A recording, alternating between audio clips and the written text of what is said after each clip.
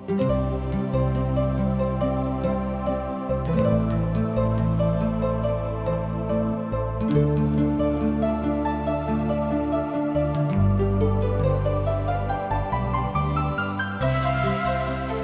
जिंदगी हमके एक के बार मिलेला।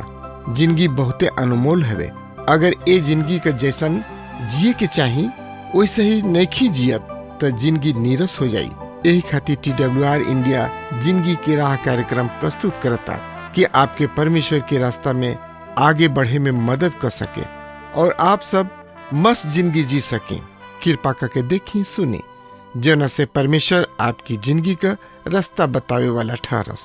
प्रिय मित्र, यहाँ तन की साथ ध्यान और खींचे के चाहता नहीं, जौन की 30 अध्याय के 25 से 27 पद में लिखल गए रहुए।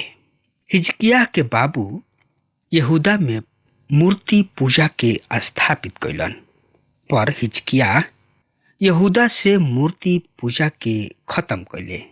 मित्र, त एकरा बारे में जानकारी खातिर रुआ हमारा संगे पढ़े सुने समझे खातिर रुआ अपन पवित्र शास्त्र बाइबल निकाल ली। हाँ, तो ओमे देखी दूसरा इतिहास के किताब 31 अध्याय 1 पद इस तरी से बता रहा बा। सुनिए, हम पढ़तानी। जब ई सब पूरा हो चुकल तो वहाँ उपस्थित सब इस्राएली यहूदा के नगर में जाके सब लाट के टुकड़ा टुकड़ा कर दिले और असेरा सब के काटी डाले और यहूदा तथा बिन्यामीन से लेके प्रेम और मन से तक के ऊंचा स्थान और वेदी सब के ढाई के पूरा नष्ट कर दिले। तब सब इस्राएली अपना अपना नगर और अपना अपना निज जमीन तथा भूमि के चली गईले। प्रिय मित्र, हम यहाँ देख रहा बानी कि एकरा बाद यहूदा में सुधार के महान कार्य भइल और एकर देन जाता, यानी कि एकर श्रेय जाता राजा हिजकिय्याह के। प्रिय मित्र, यही अध्याय के 2 पद से 10 पद ए तरी से बता रहा बा। और हिजकिय्याह याजक सब के और लेवी सब के ओहनी लोग के दल के अनुसार, अर्थात याजक और लेवी सब के दोनों दल के हरेक आदमी के ओहनी लोग के सेवा के अनुसार होम बलि और मेल बलि चढ़ौले और सेवा करे और धन्यवाद देवे तथा स्तुति करे के खातिर यहोवा परमेश्वर के छावनी के दुआरी में ठहरौले और उ अपना धन संपत्ति से होम बलि के खातिर, अर्थात मोर और सांझी के होम बलि खातिर और आराम और नया चांद के दिन परब और नियम समय पर यहोवा परमेश्वर की व्यवस्था के अनुसार होखे वाला होम बलि खातिर राजा के भाग्य भी ठहरा दिले। फिर उ यरूशलेम में रहे वालन के आज्ञा दिले कि उ याजक सबके और लेवी सबके ओहनी लोग के निर्धारित भाग दिहल करे, जौना से कि ओहनी लोग यहोवा परमेश्वर की व्यवस्था पूरा करे में मन लगावस जा। ये सब आज्ञा के निकलते ही इस्राएली लोग अन्न, नया दाख मधु, तेल, शहद और खेतन के सब तरीके उपज के पहला फल बहुतायत से देवे लगले। उन्हीं लोग सब चीज यानी कि सब वस्तु के 10वां अंश बहुतायत से ले अले। और जब इस्राएली और यहूदी यहूदा के नगर में रहत रहन, उहो बाछा सबके और भेड़ बकरी के 10वां अंश और ओह पवित्र भेंट के 10वां अंश ले ले, जवन की ओहनी लोग यहोवा परमेश्वर के खातिर अर्पित कोल गोल रहे और उनका के ढेर लगाते हले। ओहनी लोग 3 महीना में ढेर लगावे शुरू और 7वां महीना में पूरा हो गई। जब हिजकिय्याह और उनकर अधिकारी सब आके ढेर सबके देखले। तब ऊ यहोवा परमेश्वर के और उनकर प्रजा इसराइल के धन्यवाद दिले। तब हिजकिय्याह याजक सब के और लेवी सब से ओ ढेर के बारे में पूछले। और महायाजक अजरिया जौना के की सद्दूक के घराना के रहन ओकरा से कहले, जब से लोग परमेश्वर यहोवा के भवन में भेंट लियावे लगले, तब से हमरा किने खाए पिए खातिर बहुते होता और ये बच भी जाता। काहे कि परमेश्वर यहोवा अपना प्रजा के आशीष देले बड़े और ई बचल के बड़ ढेर ह। प्रिय मित्र, जब लोग सच्चा मन से प्रभु परमेश्वर के नजदीक अइले और उनकर आज्ञाकारी बनले, तब परमेश्वर उन्हीं जाना के बहुत ही आशीष दिले तथा आशीष देवे शुरू कर दिले और आतना दिले कि गदा गति हो गई। और लेवी सब अपना इच्छा से खुला दिल से परमेश्वर के भवन के सेवा करे लगले। प्रिय भाई बहन, 11 से 19 पद में पढ़ला से मालूम होता कि हिजकिय्याह राजा परमेश्वर के भवन के सेवा दोबारा बढ़िया तरी से या बढ़िया ढंग से कायम कैले। प्रिय मित्र, परमेश्वर यहोवा ये आदमी के बड़ा ही प्रशंसा बढ़ाई कैले। मित्र, तो यही दूसरा इतिहास 31 अध्याय के 29 पद इस तरी से बता रहा बा। सुनी, हिजकिय्याह सब यहूदा में ऐसने प्रबंध कैलन और जवन कुछ उनकर परमेश्वर के नजर में ठीक तथा भला और सत्य रहे उहे कैले।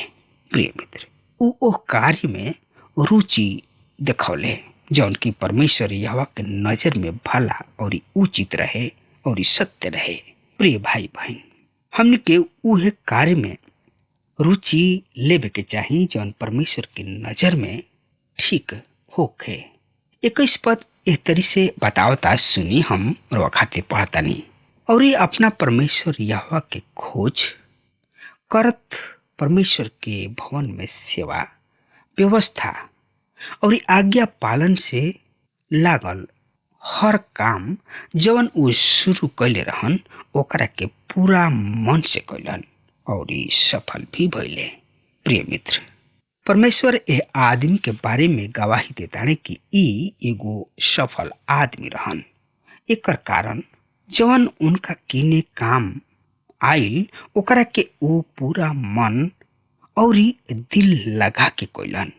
और ये सब के पीछे जौन की मुख्य गुण रहे और ऊ रहे विश्वास। हिजकिय्याह के परमेश्वर पर विश्वास रहे, ऐसे उहे कैलन जौन की परमेश्वर की नजर में भला और उचित और सत्य रहे। प्रिय मित्र, यदि राउर परमेश्वर के पर दृढ़ विश्वास बा तो रउआ हिजकिय्याह के समान जिंदगी बितावे में कोनो तकलीफ तथा कठिनाई ना हुई। प्रिय मित्र, आई अब दूसरा इतिहास के 32वां अध्याय के देखल जाओ। और ये 32वां अध्याय में हमनी के देखे के कि राजा हिजकिय्याह न केवल विश्वास के योद्धा रहन बल्कि उ दुआ प्रार्थना के भी योद्धा रहन। असूर के राजा सन्हेरीब के फेर घेर लेहलन और यरूशलेम पर चढ़ाई करे के तैयारी कैले बने। उ यहूदावासी सब के आतंकित करे शुरू कर दिले। प्रिय मित्र, तो एकरा बारे में और ज्यादा से ज्यादा जानकारी खातिर यही अध्याय के 1 पद से 8 पद एह तरी से बता रहल बा। सुनी, ए विश्वास योग्य कार्य के बाद असूर के राजा सन्हेरीब यहूदा पर चढ़ाई क के गढ़ वाला नगर सब के घेर लेले और ओकरा के लेबे के इच्छा कैले। जब हिजकिय्याह देखले कि सन्हेरीब आ गइल बाणे और यरूशलेम पर धावा बोले चाहताड़े तो ऊ अपन अधिकारी सब के और योद्धा सब से मिल के नगर के बहरी के सोता पटवा देवे के निर्णय कैले और ऊ उनकर सहायता कैले।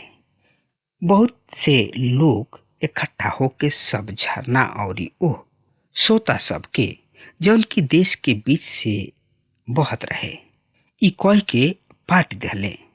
असुर के राजा यहाँ काहे पानी पी। फिर उ हियाव बान के उ सब शहर पनाह के जवन टूटल पड़ल रहे फिर से बनौले और ओकरा पर गुम्मट बनौले तथा बहरी के ओर अन्य देवाल बनौले और दाऊद नगर में मिलो के दृढ़ कैले। उ बड़ संख्या में हथियार और ढाल भी बनौले। तब उ प्रजा के ऊपर सैनिक अधिकारी नियुक्त कैले और उन्हें नगर के फाटक के चौक पर इकट्ठा कैले और ई कह के प्रोत्साहित कैले, हिम्मत बांध और दृढ़ हो जा। असुर के राजा और ओह बड़ भीड़ से जे उनका साथे बा ना तो तोहनी लोग डरा और ना निराश होख, काहे कि उ जे हमरा साथे बाणे उ ओकरा से बढ़ के बाणे। जे उनका साथ बाणे उन्हीं के साथ आदमी के भूजा केवल दिखावटी मात्र ही बा, पर हमनी के ओर से युद्ध करे वाला और हमनी के सहायता देवे वाला हमनी के परमेश्वर यहोवा हमें। और प्रजा सब के लोग यहूदा के राजा हिजकिया के बात पर भरोसा कैलन। प्रिय मित्र, ए परिस्थिति में ए दशा में हिजकिया का कैलन यही अध्याय के 2 पद से 8 पद में रुआ अबही देखनी हा। हिजकिया ओकर सामना करे के तैयारी कैलन और उनकर भरोसा पूरा तरी से परमेश्वर पिता पर बा और उ लोगन के भी प्रोत्साहित कैले कि तोहनी लोग परमेश्वर पर भरोसा रख जा, हमनी के ओर से परमेश्वर यहोवा बाणे। मित्र, यही अध्याय के 8 पद के पढ़ी फिर से। ओकरा साथे तो आदमी सब के भुजा मात्र ही बा, पर हमरा ओर से युद्ध करे और हमरा के सहायता देवे के हमार परमेश्वर यहोवा हमें। और प्रजा के लोग यहूदा के राजा हिजकिया के बात पर भरोसा कैले। प्रिय मित्र, एकरा बाद सन्हेरीब अपना कर्मचारी सबके भेजले कि प्रजा के लोग राजा के धमकावे और घबराहट पैदा करे ताकि साहस और मनोबल टूट जाए। मित्र, 14 पद ए तरी से बता रहल बा, सुनी ध्यान से।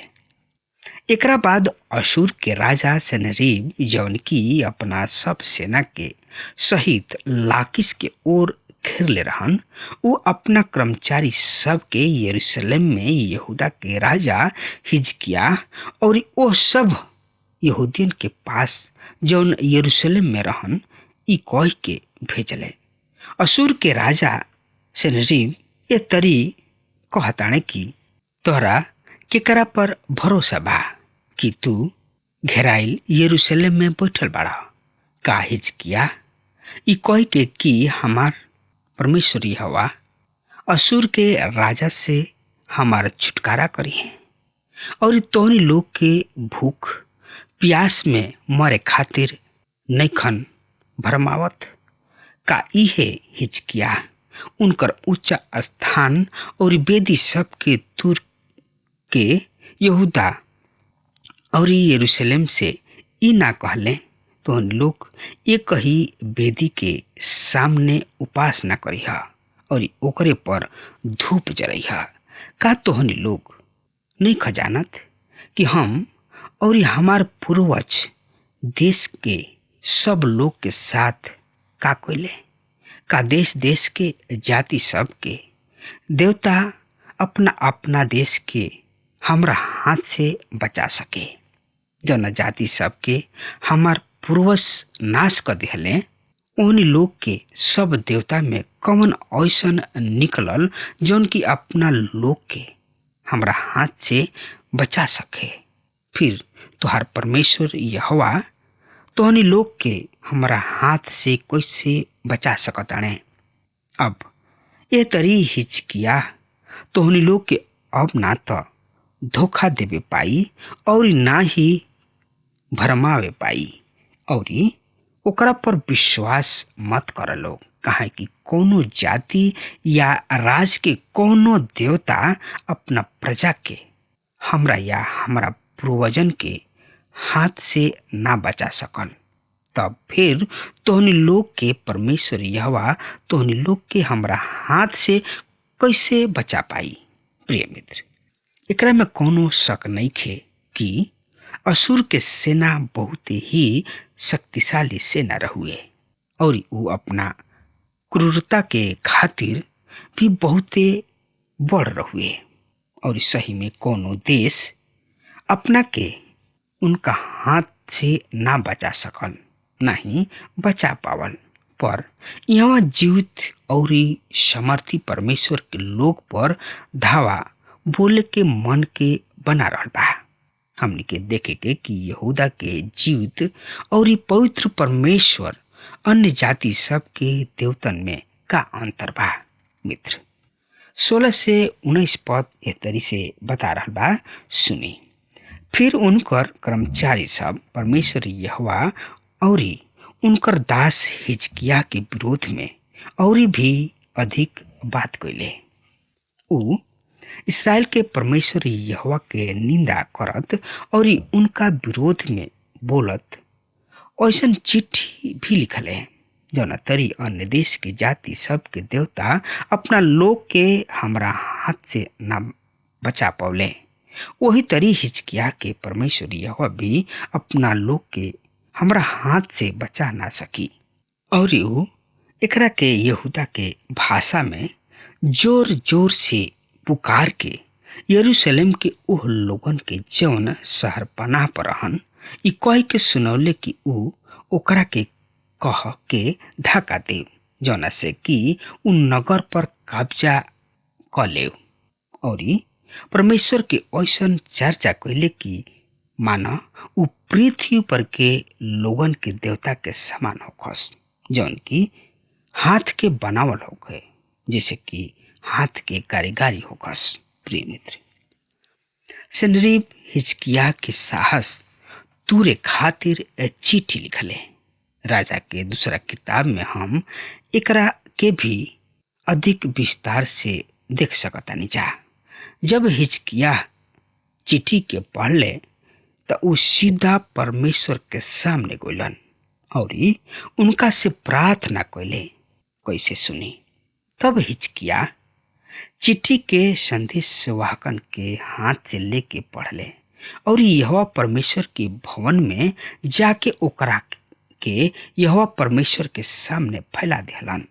तब हिजकिया यहोवा से दुआ प्रार्थना में कहले, हे इस्राएल के परमेश्वर यहोवा, तू जवन की करूबों पर विराजमान बाड़ा, पृथ्वी के सब राज्यन के ऊपर केवल तू ही परमेश्वर हवा। आकाश के पृथ्वी के सृष्टि तू ही कैले बाड़ा। हे यहोवा परमेश्वर, आपन कान लगावा और सुना। हे यहोवा परमेश्वर, आपन आँख खोला और देखा। सनरीब के वचन सुना, जौन की ऊ जीवित परमेश्वर के निंदा करे के कहला भेजले बा। हे यहोवा, इस सत्य बा कि अशूर के राजा जाति सब और उनकर देश सब के विध्वंस कैला और ओकरा देवता सब के अग्नि में धकेले बड़ा। काहे कि ई ईश्वर ही ना रहे, उ तो आदमी के बनावल वरन लकड़ी और पत्थर ही रहे। उ ओकरा के नाश कैलन। और अब हे हमार परमेश्वर यहोवा, पृथ्वी के सब राज जान ले कि तू ही परमेश्वर हवा। प्रिय मित्र, हिजकिया सही में दुआ प्रार्थना करे वाला आदमी रहन। उनका परमेश्वर यहोवा पर भरोसा रहे और परमेश्वर यहोवा उनका के कबहुओ लज्जित ना होके दिहले। दूसरा राजा 20 अध्याय के 2 से 6 पद बता रहल बा कि हिजकिया देवाल के ओर अपना मुंह के कैले और रो रो के प्रार्थना करे लगले और प्रभु जी उनका प्रार्थना के जवाब दिले। प्रिय मित्र, एगो महान पवित्र शास्त्र बाइबल शिक्षक वर्न मैगी अपना जिंदगी के अनुभव बतावत कहताने कि हम महसूस कर सकतानी हिजकिया के दशा का रहल हुई। वो बता रहल बाणे कि हम उस समय बड़ा ही बुरी तरह हिल गईनी जब डॉक्टर हमरा के बतौलस कि तोहरा कैंसर के रोग बा, पर हम एकरा पर विश्वास ना कर पाऊनी। पर हमरा ए सत्य के स्वीकार करही के रहे और हम सोचे लगनी हम बहुते कम दिन के मेहमान बानी, बहुते कम दिन तक हमरा जिए के बा। एकरा बाद फिर हमरा के अस्पताल ले जाइल गइल। हमरा के उठावे बैठावे वाला एगो नर्स हमार सेवा करत रही, काहे कि हम अतना कमजोर हो चुकल रही। ई सब करे के शक्ति हमरा में एकदम ना रहे। सही में हम शरीर से बहुत ही कमजोर ना रही, पर हमरा अंदर ऐसन डर समा गइल रहे। एकरा कारण हम बहुत ही कमजोर हो गइल रही। नर्स हमरा से पूछली, का रउआ रोगी हई? हम नर्स से कहनी, ना, हम रोगी ना हई। हमरा मृत्यु के भय हमरा अंदर समा गइल बा। ऊ एगो मसीही नर्स रही। ऊ हमरा बात के सुन के मुस्कुरैली और हम नर्स से विनती कैनी कि कुछ घड़ी हमरा के अकेले छोड़ द और अपन मुंह देवाल के ओर कैनी, एकदम जैसे कि हिजकिया कोले रहन, ठीक वही तरी। और हम परमेश्वर पिता से रोवे शुरू कर देनी। हम परमेश्वर से कहनी, प्रभु जी, हम मुए नहीं की चाहत, हम जिए चाहतानी। प्रभु जी, तू हमरा के बचा ला। प्रिय मित्र, जॉन बर्नन मैगी कहताने कि जब हमनी के बीमार हो न जा, हमनी के परमेश्वर पिता से दुआ प्रार्थना करे के चाहिए और दूसरा से भी कहे के चाहिए। प्रिय मित्र, प्रार्थना में ऐसन शक्ति बा कि असंभव के संभव और संभव के असंभव बना सकेला। जैसे हिजकिया के उम्र बहुते लंबा बढ़ी गई, यही तरी हमनी के भी प्रार्थना करे के चाहिए, काहे कि परमेश्वर महान हवे। प्रिय मित्र, अब हमार समय खत्म हो रहा बा, तब तक खातिर वह हमरा के आज्ञा दी। परमेश्वर हुआ के बहुते बहुते आशीष देस। आमीन। हमके विश्वास बा कि ई कार्यक्रम आप सब खातिर फायदेमंद सिद्ध भइल हुई। हम चाहतनी कि आप सब अपन अपन आशीष हमरों से बांटी। अगर आप सबके लगे बाइबल से चाहे आपकी निजी जिंदगी से कोनो सवाल होके, चाहे कोनो समस्या खातिर प्रार्थना करावे चाहतनी, तो हमारी फोन नंबर पर जरूर संपर्क करें। परमेश्वर आप सबके बहुत आशीष प्रदान करें और आज का दिन आप खातिर सुखद बनावे।